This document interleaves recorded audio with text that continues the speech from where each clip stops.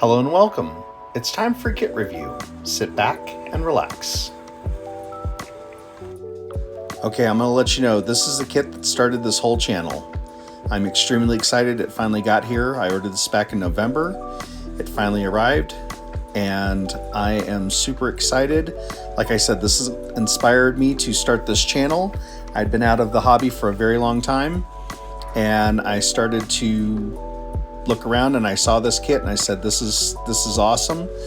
And then I thought, well, let's do a review. Let's do a build. And that's what started this whole thing, is this kit right here. This is a transkit, meaning that you will be required to have another kit to start. The basis being this Land Rover Series 3 109. This kit is a 130 pickup version, a more modern 80s version of the Defender. This version is based on the Spectre Land Rover Defender that appeared in the movie Spectre. Not that Spectre, that's not the movie Spectre. Well, that's a movie Spectre. No, there it is. That movie Spectre. James Bond, 007. Like I said, this is the Land Rover Defender that appeared in the movie, driven by the henchmen of the bad guys. Not a driver, but one of the henchmen being Dave Bautista. I admit I haven't seen this movie. I would like to. I do like James Bond. And this model is built by C1 Models in England. Everything in this kit is exactly what you're going to need to convert the Revell Land Rover Series 3 into the more modern Defender Land Rover, as it appears in the movie Spectre. And so these have very unique and specific options. This is the instructions for the bed. And this kit actually comes as one large kit that you can order from C1 Models, but all the pieces that you see bagged with their own mini instructions actually come a la carte. So you can actually order just the bed from C1 Models to convert your Land Rover into a pickup version. Of course, you're going to want the cab that appears later on, but these are the parts that you can get a la carte so that you can mix and match your pieces. You can make your own customized options. This is the first time I'm going through this, and so I'm not familiar with C1 model kits. I don't know their quality, but my first impressions on this is that I really like the clean lines. I like the minimal flash, and I'll go over what that is in a second. I like the instructions. I like the a la carte menu actually on this. This is pretty neat. If you go onto their website, c1models.com or .uk, I will list it in the description below. It shows different versions you can build. There are different trucks too. So if you look at this and say, oh, I like that bed, you're gonna need to know exactly what you're ordering before you start mixing and matching some of these. But it's a very easy site to navigate, and it's very reasonable prices. This is the body cage, the roll cage that goes over the outside of them. You can see these on some modern Wranglers will have these, especially anything that's built for overland, off-roading, camping. This is a pretty tight setup. The roll bar, everything looks really nice in these bags. And again, this is something that you can get just by itself for the specific vehicles. The roof rack that comes in has the box for it. The elongated hood. Very nice pieces. Everything is very nice, very detailed. The left-hand drive Puma dash. These are some very nice options. Of course, the seats here with the anchor points. The rear seats. Of course, there's 3 rear seats, but they're molded individually because they are in real life different pieces. But if you look at the line molds on the seats, they're a little shallow, but that's what you expect on a seat. The line molds in the rest of the kit are pretty good too. You'll see nice sharp details. You'll see very clean moldings. Every so often I just pointed to a little pinhole that comes from the molding process, or actually these are printed, so this will be something that happens in the curing process. This is flash. This is something that you just have to drill out a little bit with an X-Acto knife, clean it up, and you can see that it will clean up pretty nice. It's very easy to cut. Of course, you'll want to wash these, and to release the molding, not molding agents, but the printing resin agents in the printing process, it still has chemicals in it. So you're going to want to wash these before you assemble and paint. These are the inside door cards. You can see again that the detail is very good on these. I'm very impressed. Here are metal transfer sticker decals for the vehicle. What?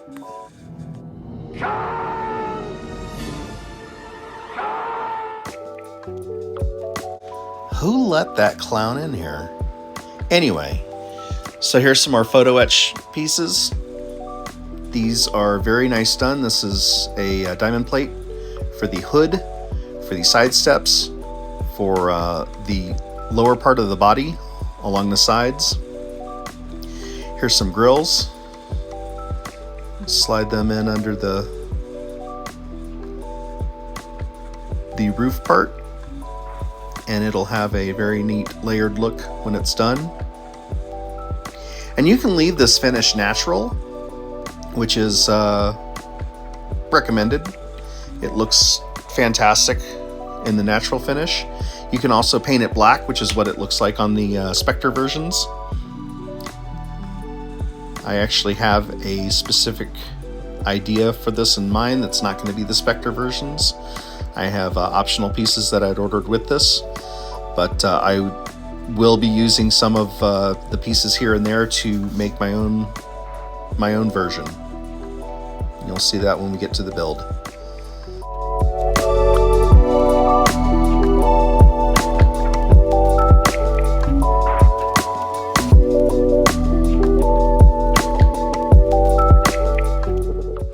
And now it's time for the body, wrapped in very nice and squishy bubble wrap.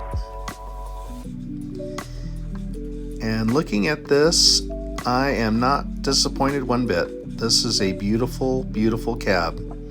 There's some light flashing here, a little cleanup involved here and there. Of course, you're going to want to clean it up with soap and water to get the mold agents out of the way. Some flash over the lights. These have LED buckets that go in them. There's the vents for the front, the vents on the side and on the hood, the door handles, recesses, fender flares for the Spectre version. These are the rims that come with the Spectre version. Actually, the version I want to build, these are the correct rims for. But we're going to do something a little different than that.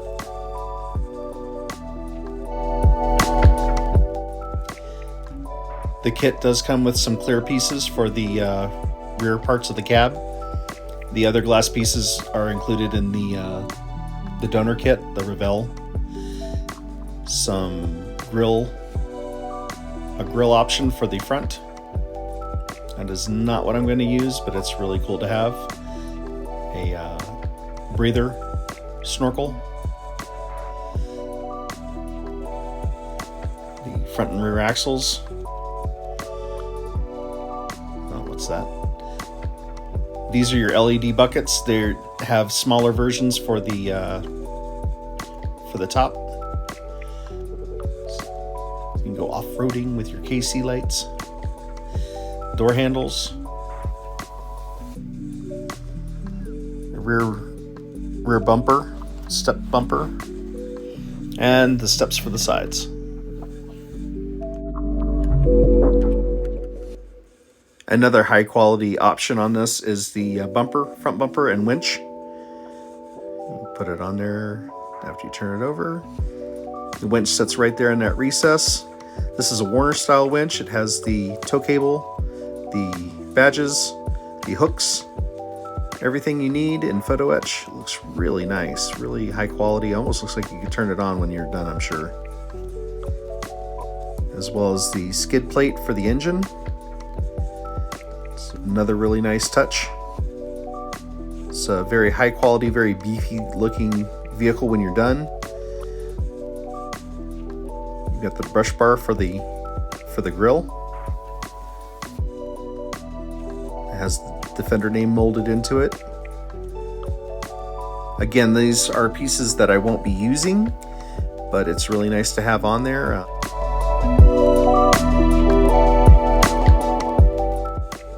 Here are tow hooks for the frame.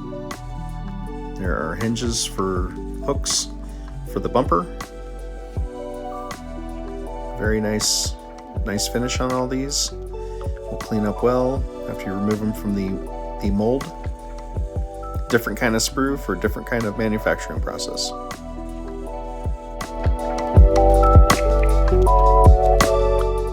Here's another look at the brush guard with the Defender molded into it. Very high quality. Really like these pieces.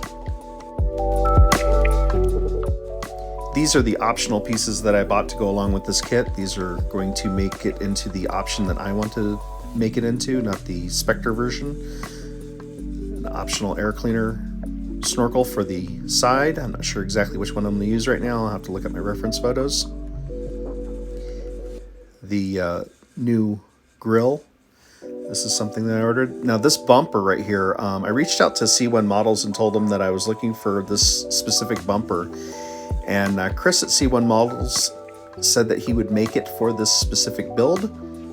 And he threw it in there for me. So thank you very much, Chris at C1 Models. I really appreciate you working with me on this. We've got over fenders to beef out the look of the Defender. Give it a more modern and overland look to it. This grill, in order for it to look right, had to have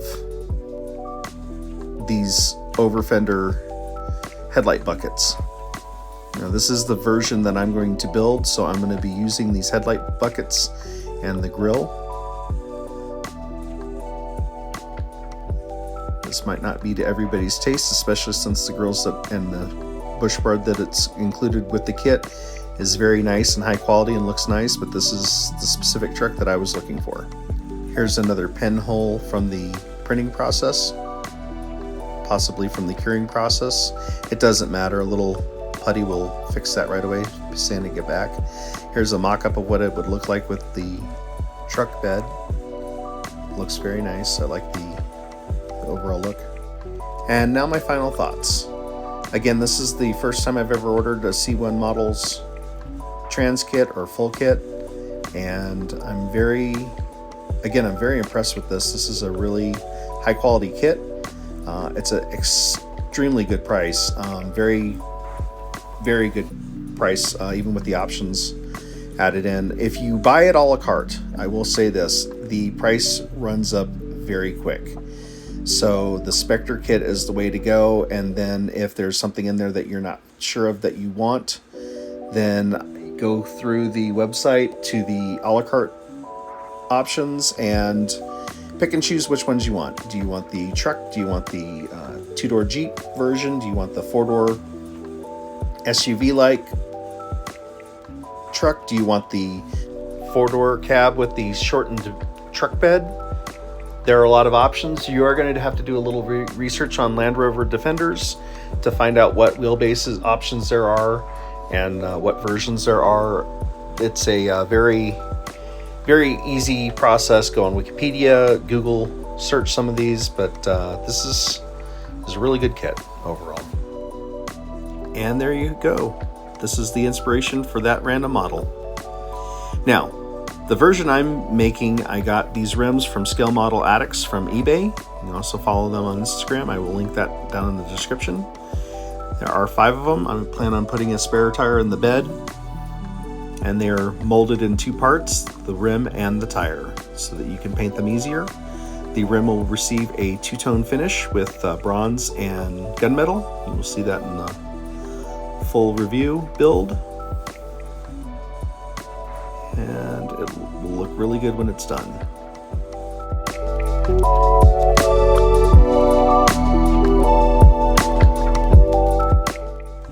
The last option pieces I got are from Axial Racing. I will link them in the description below, but I got these off of eBay. Some jerry cans, some shovels, some nice optional pieces. Thank you so much for watching. Again, this is a very exciting project for me. I can't wait to start working on this. I have a couple other projects that are going to be started first, so it might be a couple months before I get to this, but I will keep you in the loop on the build, and I look forward to seeing this build. I have a very special announcement next week for the project, something else that came in that is a big project for this year, but this is a build that we will be working on soon. So thank you.